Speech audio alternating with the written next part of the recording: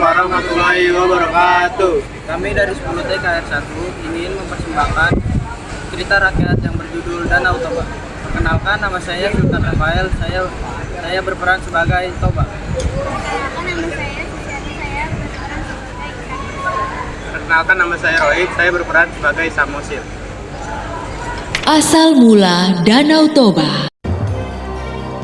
Di sebuah lembah daerah Sumatera, hiduplah seorang petani bernama Toba. Dia seorang petani yang sangat rajin. Namun sayang, hasil kebunnya tidak berhasil dan dia kelaparan. Karena lapar, maka Toba pergi memancing di sungai. Lama sekali dia menunggu hingga dia putus asa. Saat Toba memutuskan untuk pulang, tiba-tiba ada yang menarik umpannya. Toba kegirangan dan menarik pancingnya. Wah, ada ikan besar. Seru Toba. Benar saja, di ujung kailnya tersangkut ikan besar bersisik emas. Toba segera membawa ikan besar itu untuk dimasak di rumah. Sampai di rumah, Toba kecewa sebab kayu bakarnya telah habis. Tidak ada kayu bakar di sini. Sebaiknya aku akan mencari kayu bakar ke ladang sekarang. Kemudian, ikan itu pun diletakkan di dalam baskom. Dan Toba pergi mencari kayu bakar ke ladang.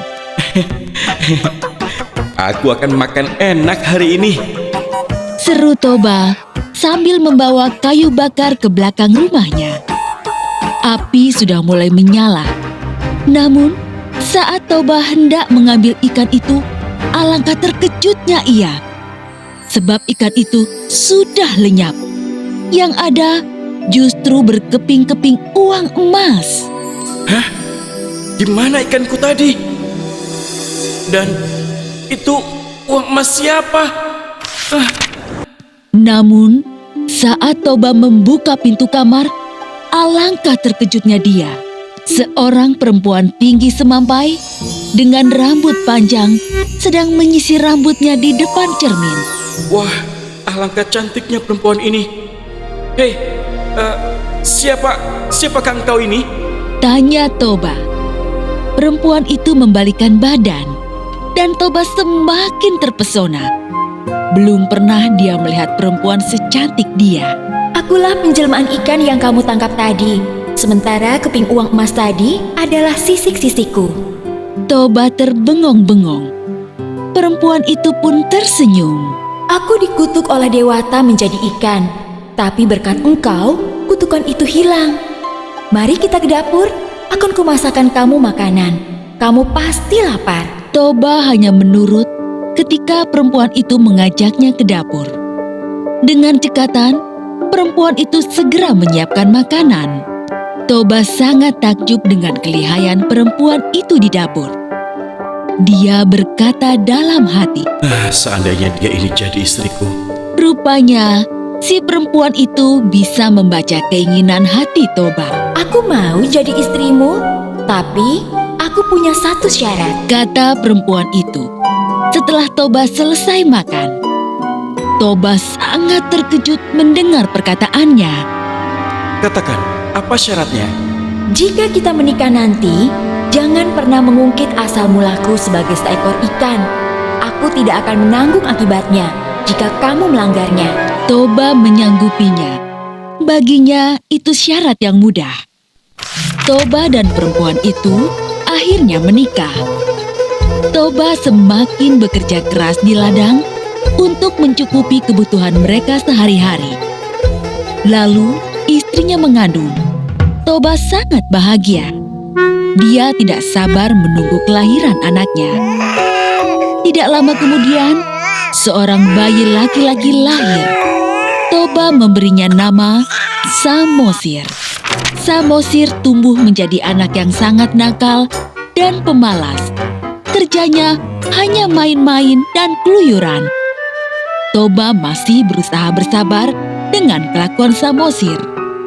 Jika Toba bekerja di ladang, Samosir tidak pernah mau mengantarkan makanan yang sudah dimasak istrinya. Akhirnya, istrinya sendiri yang mengantar makanan itu kepada Toba. Istriku, kamu jangan terlalu memanjakan anak kita, Samosir. Jika terus dimanjakan, dia malah jadi tambah nakal. Istri Toba tersenyum dan berkata, Bersabarlah Kanda, suatu hari nanti Samosir akan menyadarinya. Aku sudah cukup bersabar, Dinda. Tapi kesabaran itu kan ada batasnya. Suatu hari, istri Toba membujuk Samosir untuk mau mengantar makanan ke ladang untuk Toba.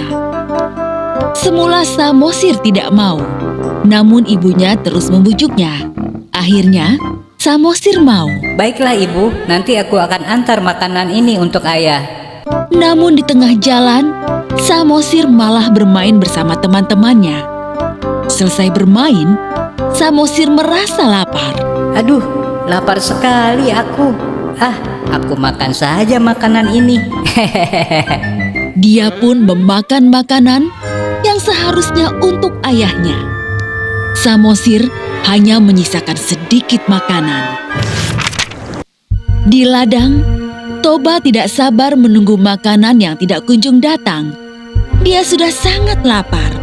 Apalagi pagi tadi tidak sempat sarapan karena banyak sekali pekerjaan yang dilakukannya hari ini. Di kejauhan, Samosir datang dengan berlari-lari. Kemana saja kamu, Samosir? Ayah sudah menunggumu lama sekali. Samosir tidak menjawab dan langsung memberikan rantang berisi makanan. Betapa terkejutnya Toba, sebab hanya menemukan sisa makanan yang sedikit sekali. Samosir, kamu sudah memakan makanan ayah ya? Kelakuanmu ini sudah di luar batas. Dasar anak ikan. Kemari kamu. Kemarahan Toba tidak terbendung lagi. Tanpa sadar, dia sudah mengucapkan pantangan yang dulu disyaratkan istrinya. Toba memukul Samosir hingga menangis kencang. Samosir pun berlari menuju rumah. Ibu, ibu, ibu. Sesampainya di rumah, Samosir mengadu pada ibunya. Ibu, kata ayah, aku ini anak ikan. Apa benar ibu? Istri Toba merasa sedih karena Toba telah mengungkit asal-usulnya. Kemudian, dia menyuruh Samosir untuk berlari ke atas bukit. Samosir, cepatlah kau lari ke atas bukit nak, sebelum air bah datang. Baik ibu. Samosir menurut. Maka segeralah langit berwarna gelap dan petir menyambar-nyambar. Tiba-tiba air bah muncul dari arah sungai. Istri Toba tiba-tiba meloncat ke dalam air bah dan seketika menjadi ikan kembali. Toba yang bekerja di ladang terkejut karena tiba-tiba air bah datang. Air apa itu? Ada apa ini? Dia tidak sempat melarikan diri. Toba hanyut dan tenggelam dalam air bah. Segera saja, air bah menggenangi seluruh lembah dan hanya menyisakan pucuk bukit di tengahnya.